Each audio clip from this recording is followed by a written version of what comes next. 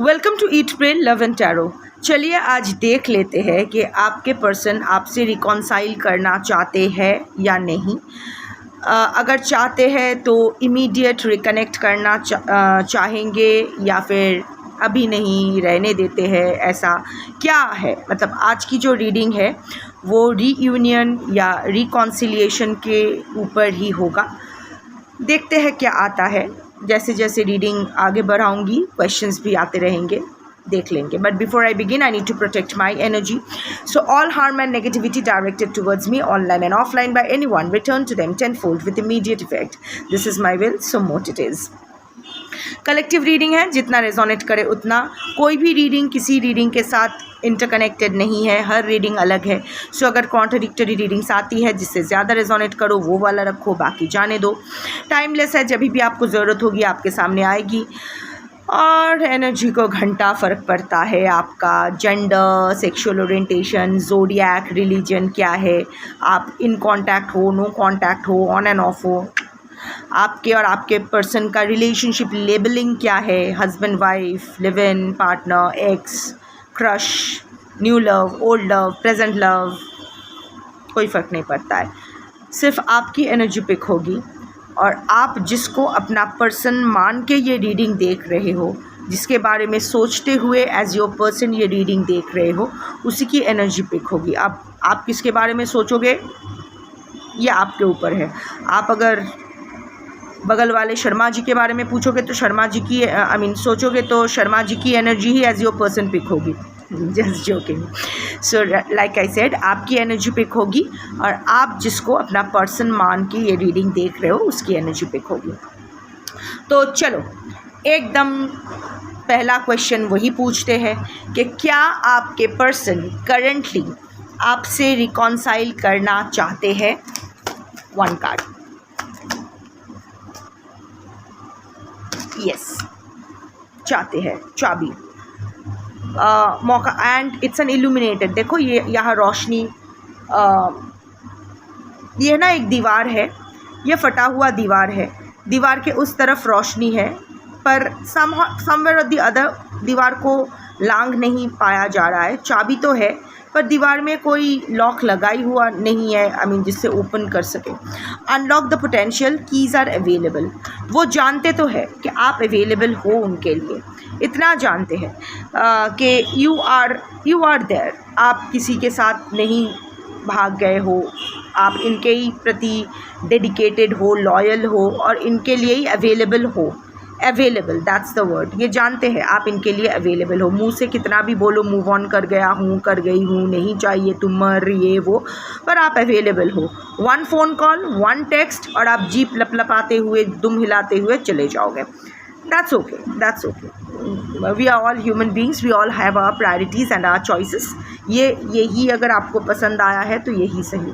So anyway, सो आपके person जानते हैं कि आप इंटरेस्टेड हो, आप अवेलेबल हो, रिकॉन्साइल करना भी आपसे चाहते हैं। बट उनको ना समझ नहीं आ रहा है कि कैसे आपको अप्रोच करें, क्योंकि वो जानते हैं कि डिस्पाइट यू बीइंग अवेलेबल, आप अवेलेबल हो पर थोड़ा सा आप अभी कॉशियस हो गए हो। आज की जो मैं कलेक्टिव की एनर्जी में देख रही हूँ ना, आप में एक ट्रस्ट इशू आपको पर्सन को लेके आया तो है और आना लाजमी है, आना सही भी है, क्योंकि काम ही उन्होंने ऐसा किया है, दगाबाजी का, धोखाधड़ी का, बिट्रेयल का। सो ऑफ कोर्स तो वो जानते हैं कि आपको अप्रोच करने के लिए, आपका टेरिटरी में घुसने के लिए उनको सही मौका और सही तरीका आना चाहिए, नहीं तो पूरी चीज़ ख़राब हो सकती है। आप अवेलेबल हो, अवेलेबल थे, हो, रहोगे, पर गलती से अगर वो जाएंगे तो शायद रिकॉन्सिलिएशन तो हो जाएगा पर चीज़ें पहले जैसा जैसा ठीक, वैसे पहले जैसा तो कुछ भी ठीक नहीं होता है। पर आपके पर्सन को ऐसा लगता है, आपके पर्सन की एनर्जी पिक कर रही हो, उनको लगता है कि पहले जैसा इनको आप मान सम्मान देते थे, वही मान सम्मान, वही पेडेस्टल ट्रीटमेंट इनको फिर से नहीं मिलने वाला है। सो थोड़ा सा सोच रहे हैं कि कैसे अप्रोच किया जाए।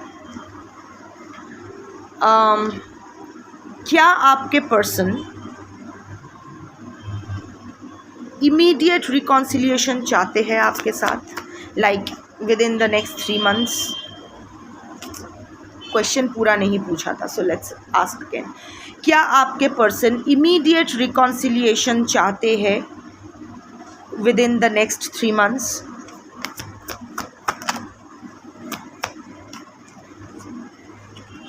No.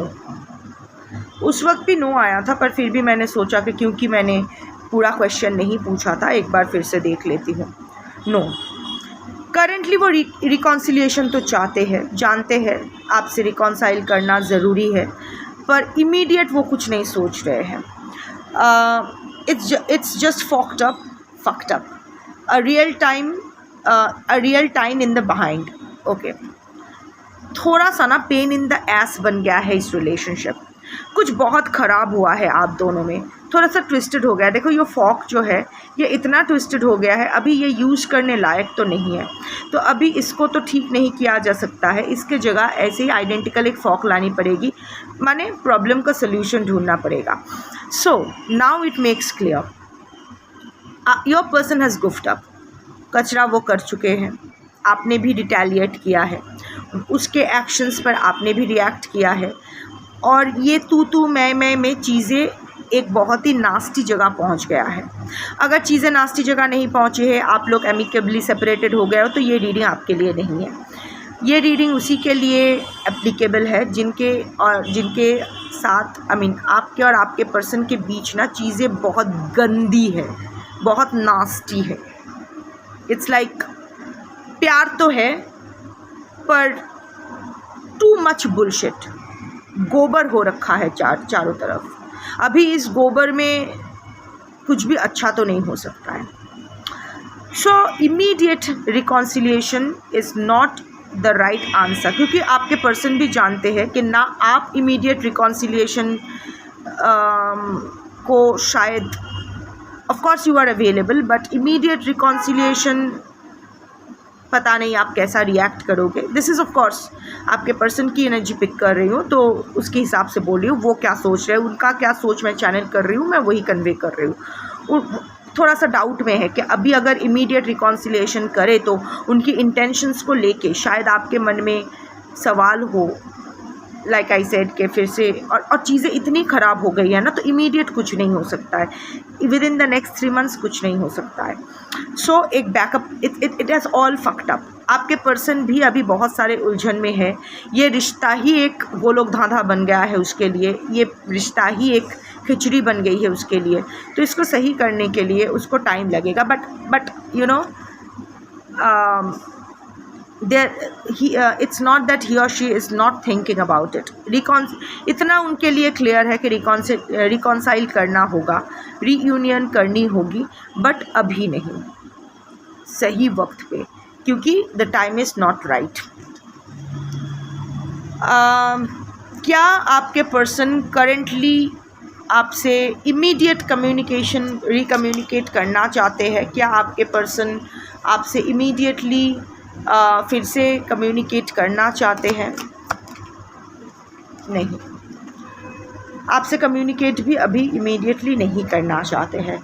The sun sets, it's time to conclude. वो कुछ कंक्लूशंस के ऊपर काम तो कर रहे हैं, कुछ it's a very lonely picture. So इतना आप जान लो कि आपके पर्सन अभी ऐसा बहुत कुछ आपके बिहाइंड द सीन ऐसा बहुत कुछ चल रहा है, इतना आप जान लो। थर्ड पार्टी है, थर्ड पार्टी सिचुएशन है, क्या है, फलाना ढिमकाना, we are not going into that, क्योंकि आज मैं सिर्फ और सिर्फ आपके पर्सन की एनर्जी ही पिक कर रही हूँ कि वो क्या चाहते हैं, वो किस तरह ये रिलेशनशिप को हैंडल करना चाहते हैं। वहाँ मुझे दिखाई दे रहा है कि ये इंसान सनसेट आपके पर्सन को सनसेट बहुत पसंद हो सकता है। मे बी आपके पर्सन को फ़ोटोग्राफी में दिलचस्पी हो, वीनस डोमिनेंट पर्सन हो सकते हैं, बहुत ही चार्मिंग, दिखने में अच्छे, थोड़ा सा लग्जरी पसंद करते हैं, आराम से रहना पसंद करते हैं, बंधन के रहना पसंद करते हैं, चार्मर है, लाइक आई सेड,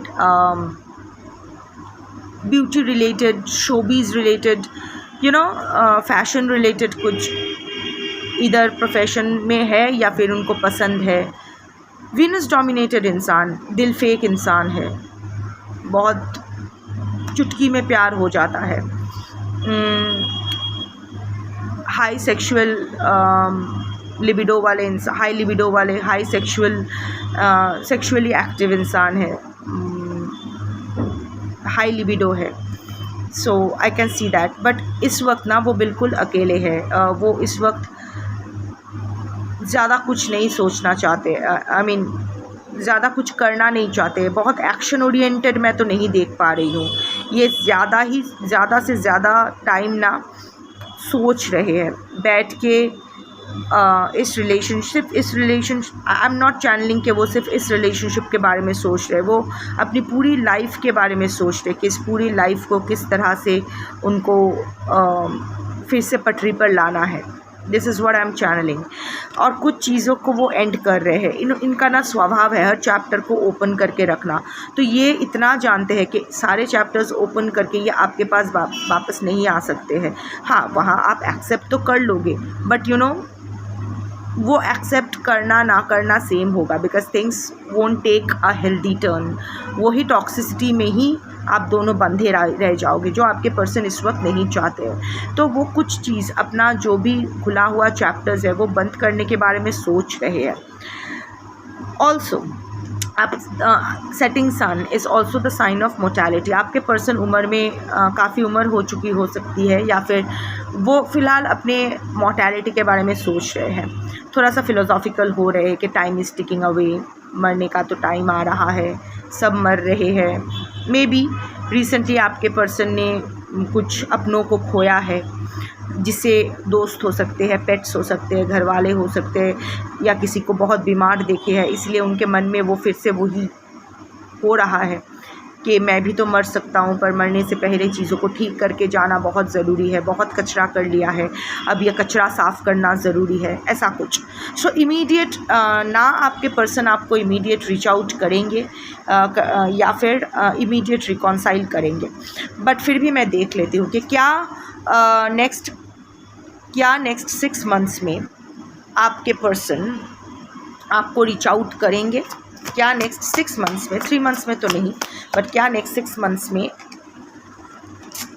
पूछने तो दो, क्या नेक्स्ट 6 मंथ्स में आपके पर्सन आपको रीच आउट करेंगे इन सम वे और द अदर? यस, 3 महीने में नहीं, but within the next 6 months. ये जो कलेक्टिव आप देख रहे हो, this is the real deal, your efforts bear fruit. 6 months में आपके पर्सन आपको रीच आउट करेंगे, सम फॉर्म ऑफ कम्युनिकेशन। देखो ये वो होता है ना कि पूरा खेत एकदम भर गया है, रेडी टू हार्वेस्ट। सो जो भी आप मन्नत मांग रहे थे, जो भी आप मैनिफेस्ट कर रहे थे, that is going to bear fruit. So expect some kind of communication from your person. क्या आपके पर्सन खुद आपसे मिलने आएंगे? 2 कार्ड्स नो। क्या आपके पर्सन खुद आपसे मिलने आएंगे during this reach out period? Yes, आपके पर्सन खुद आएंगे आपके पास। It's a good investment, getting paid, saving up, या सो जो भी आपने किया है that is going to pay of.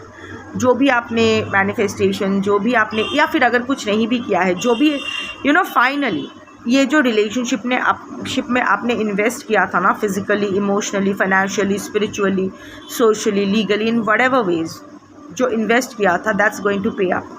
आपके पर्सन ये रिकग्नाइज फाइनली करेंगे और वो खुद मिलने आएंगे। रीच आउट मतलब ऑनलाइन रीच आउट नहीं होने वाला है, इट्स अ क्लैरिफिकेशन। वो खुद आएंगे आपसे मिलने। आई डोंट नो व्हाट, आप लोग मिलोगे, मिलने के बाद ही रिकनेक्शन होगी। क्या नेक्स्ट 6 मंथ्स में जब आप लोग मिलोगे, क्या आपके पर्सन आपको रिकॉन्सिलिएशन का ऑफ़र देंगे?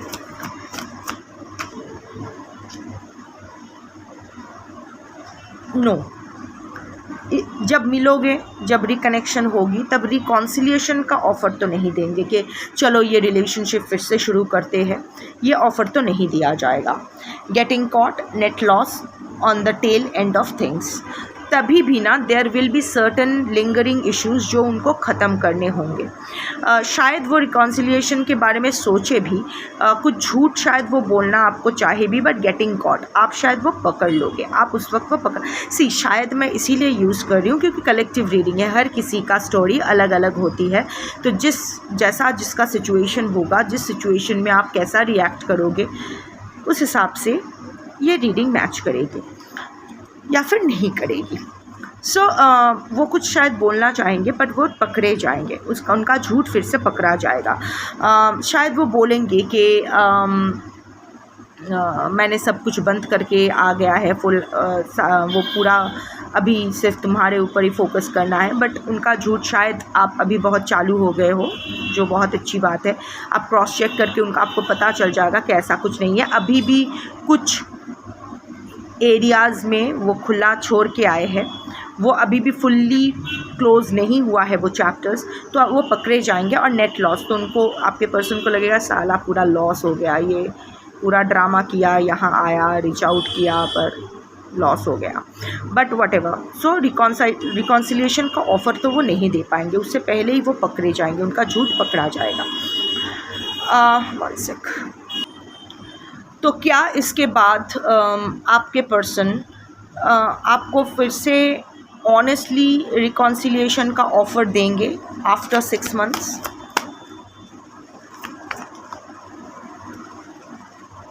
नहीं, ये अजीब जगह जा रही है ये रीडिंग। देखो, एक्चुअली अगर ये अच्छा सा वेल पैटर्न स्टोरी होता तो ऐसा होना चाहिए था ना कि हाँ फिर से सुधर के बाबू या बेबी आएंगे, रिकॉन्साइल होगा।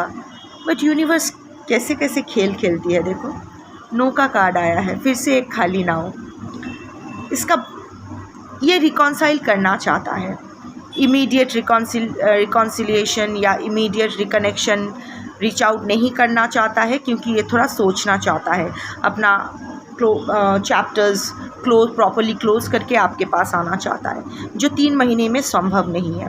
तो 6 महीने में ये आपको रीच आउट करता है, खुद आता है, आपसे बात करता है, पर रिकॉन्सिलिएशन का ऑफ़र नहीं दे सकता, क्योंकि फिर भी उनके सारे चैप्टर्स पूरी तरह से ये बंद करने में सक्षम नहीं हो पाए, और ये आपसे झूठ बोलेंगे कि बंद कर दिया है, ख़त्म हो गया है वो पुराने चैप्टर्स, पर आप पकड़ लोगे। तो उसके बाद इंस्टेड ऑफ ऑनेस्टी के साथ आपको फिर से रिकॉन्सिलिएशन का ऑफ़र देने के अलावा it's miss direction, recalibrate your course, वो भाग जाएगा फिर से डर के मारे, और ये फिर से वो गोस्ट करेगा आपको। देखो, ये नाव तो है, इस नाव का माझी कहाँ है? फिर से वो ये गोस्ट करेगा आपको, फिर से ये 6 महीने बाद गोस्ट करेगा। मिलोगे आप लोग, रीच आउट ये करेगा आपको एक बार। अगर फिज़िकली मीट नहीं भी होता है तो वीडियो कॉल हो सकता है, ठीक है, दैट इज़ अनदर पॉसिबिलिटी कि वीडियो कॉल पे बात होगी, पर देख पाओगे आप दोनों, आमने सामने होंगे, और आपका उसका झूठ पकड़ा भी जाएगा, और वो बिना उसका झूठ सही किए, जैसे लास्ट टाइम भी आपने उनका झूठ पकड़ लिया था, तो उसने आपको छोड़ के गोस्ट करके भाग गया था, वो फिर से भागेगा या भागेगी, आपको अवॉइड करेंगे। अगर नहीं भी भागे तो अवॉइड करेंगे। इसका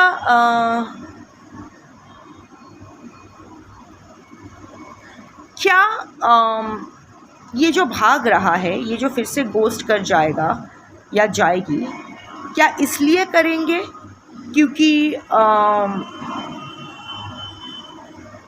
इसका झूठ पकड़ा गया है और ये रिकॉन्सिलिएशन, इसलिए ये भागेगा क्योंकि ये रिकॉन्सिलिएशन नहीं चाहता है आफ्टर हिज और हर लाइज गेट कॉट? नहीं, हाफ आया। आई am not getting the question, मुझे अच्छे से क्वेश्चन चाहिए।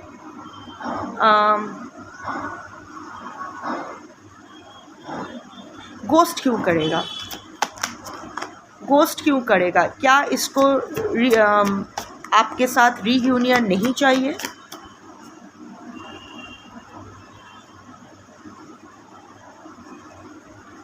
चाहिए।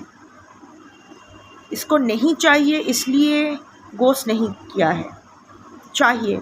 बट देखो ये देखो ये पहला वाला कार्ड आया था जो फर्स्ट रिकॉन्सिलिएशन का मैंने कार्ड देखा था कि क्या करेंटली रिकॉन्सिलिएशन चाहिए, तो यस कार्ड आया था, रिकॉन्सिलिएशन चाहिए बट उनको समझ में नहीं आ रहा था।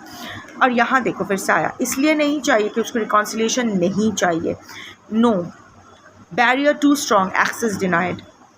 इनका ये जो झूठ पकड़ा जाएगा, इसके बाद आप शायद आप में ये सद्बुद्धि आएगी, फाइनली आप कितना भी आप खुद को वल्नरेबल महसूस क्यों ना करो, you will go against your hurt.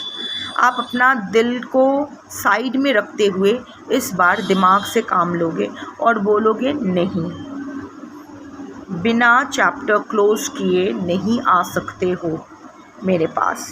So access denied, आप मना कर दोगे, इसीलिए वो चला जाएगा। क्या आपके पर्सन अगले 1 साल तक ही देखूंगी, ठीक है, अगले 1 साल के भीतर क्या अपना सारा पुराने chapters including third party situation, ये सब प्रॉपरली ये चैप्टर्स क्लोज करके आपके पास वापस आएंगे, आप आएंगे? यस, चैप्टर क्लोज करके आपके पास इसी रिकॉन्सिलिएशन तो होगा, पर आपका ये जो जर्नी है ना, ये काफ़ी रोलर कोस्टर वाला है, ये आसान कोई स्ट्रेट लव स्टोरी तो है नहीं। और कलेक्टिव रीडिंग कर रही हूँ तो इससे ही पता चलता है कि आप जैसा सिचुएशन बहुतों का है, तो अपना अपना कर्म है, यही आपके और आपके पर्सन का नसीब है, यही डेस्टिनी है और यही सही है, तो ये तो झेलना ही पड़ेगा। हाँ, अगले 1 साल में this is puzzle is exactly fitting. अभी आपका लाइफ ना एक रिडल बन गया है, एक पज़ल बन गया है, कहाँ कौन सा पीसेस जा रहा है आपको पता नहीं, पर अगले 1 साल में expect yourself to be in a better situation with your person. Reconciliation अगले 1 साल में होगा और ये बंदा या बंदी फिर से वापस आएंगे।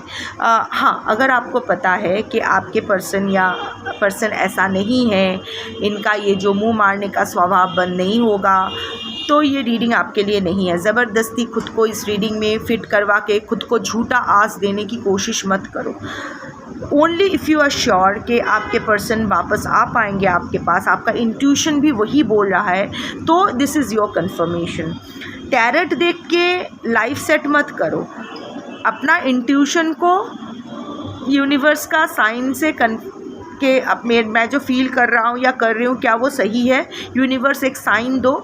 वहाँ अगर आपको ये टैरो रीडिंग मिलती है तो take it as a confirmation, it shouldn't be the other way round. Tarot देख के ज़िंदगी का डिसीजन नहीं, ज़िंदगी का डिसीजन लेने के बाद यूनिवर्स का एक कंफर्मेशन के लिए टैरो देखना। समझ में आया? वही करना है। सो अगले 1 साल में fitting it into all place, coming together, United. देखो ये इसका बहुत सारा कार्ड्स है, कुछ भी आ सकता था, पर अगले 1 साल में आपका रियूनियन होगा और इस टाइम ये प्रॉपर रियूनियन होगा। आपका पर्सन अपने सारे जो भी ओपन चैप्टर्स है वो क्लोज़ करके, जो भी झमेला चल रहा है, अब क्लोज़ करने का मतलब यही नहीं कि total dissociation. Suppose third party माँ बाप है, बूढ़े माँ बाप है, तो उसको कहाँ छोड़ के आना है, but whatever there will be a solution, ताकि आपके और इनके थर्ड पार्टी के बीच चूज़ ना करना पड़े, उनका भी देखभाल सही से हो जाए और आपके प्रति जो इनके रिस्पॉन्सिबिलिटीज़ है वो भी सही से हो जाए। हाँ, थर्ड पार्टी अगर रोमांटिक पार्टनर है तो ऑब्वियसली उनका कोई अच्छे से देखो, कोई भी नहीं चाहता है कि बीच मझधार किसी को छोड़ के चले आओ। So it's not that, even if a relationship is not going anywhere, even if it is rotting, तो भी दूसरे जो इंसान है उसका भी अपना एक सम्मान है, वो भी इस रिलेशनशिप में दिया है अपने physical, emotional, financial time invest किया है, तो उस हिसाब से उसके साथ भी जस्टिस होना चाहिए। तो what ever the situation is, आपके पर्सन सबको जो डिज़र्व करता है वो सब कुछ सेट करके आपके पास वापस आएंगे और आपका रियूनियन होगा।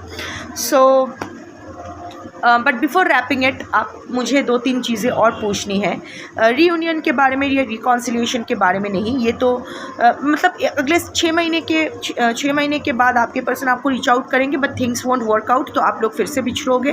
फिर और 6 महीने बाद ये अपना सारा चैप्टर्स कंप्लीट करके फिर से आपको अप्रोच करेंगे और तब आपका रियूनियन होगा। That is a very clear cut message.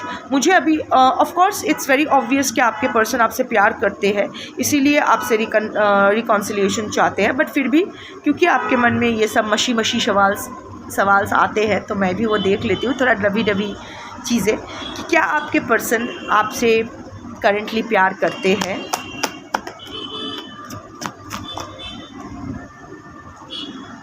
Yes, of course, feels right, good idea, aligned with your values.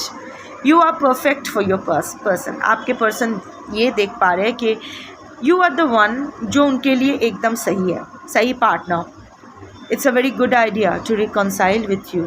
Also, देख पा रहे हैं कि आप लोग ना परफेक्ट हो, मतलब एक दूसरे के लिए परफेक्ट हो। आपके वैल्यूज़ सबसे अलग है, the way you look at things. Also अभी आपके पर्सन भी आपके वैल्यूज़ के साथ अलाइन कर पा रहे हैं, वो स्टॉक तो आपको कर रहे हैं, देख रहे हैं। You and your person both are knowledgeable people. Writing job में आप हो सकते हो, या आपके पर्सन राइटिंग कुछ करते हैं, या फिर कविता वविता लिखते हो, या कुछ लिखा झुका इन्वॉल्व हो सकता है।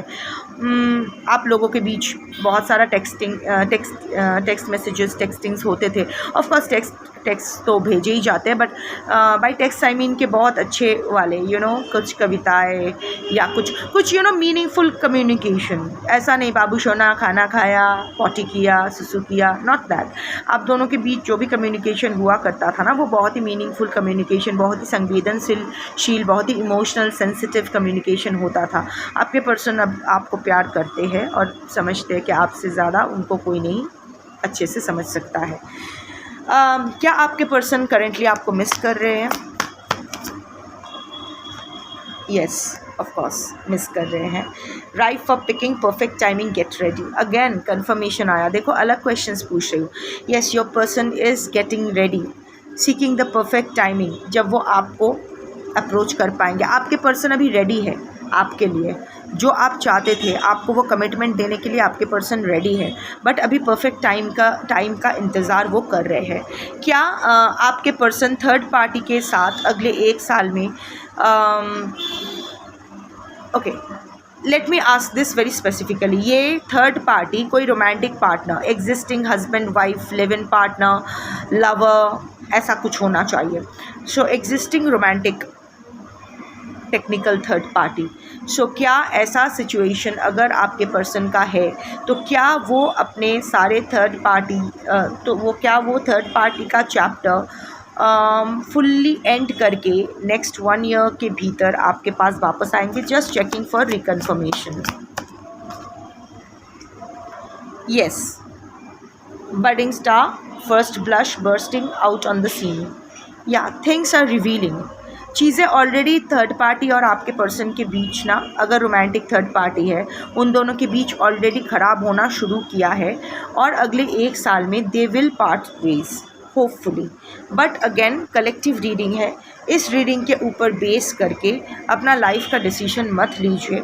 कलेक्टिव रीडिंग एक पैटर्न सेट करती है। इनफैक्ट पर्सनल रीडिंग भी पैटर्न ही सेट करती है, क्योंकि आप लोग मैक्स टू मैक्स 10 लोग की एनर्जी चेक करवा सकते हो, पर वो 10 लोग और कितने लोगों से मिक्स कर रहे हैं, उनकी एनर्जी इसकी एनर्जी पर कैसे प्रभाव फेंक रहे हैं, ये तो नहीं देख सकते हो ना।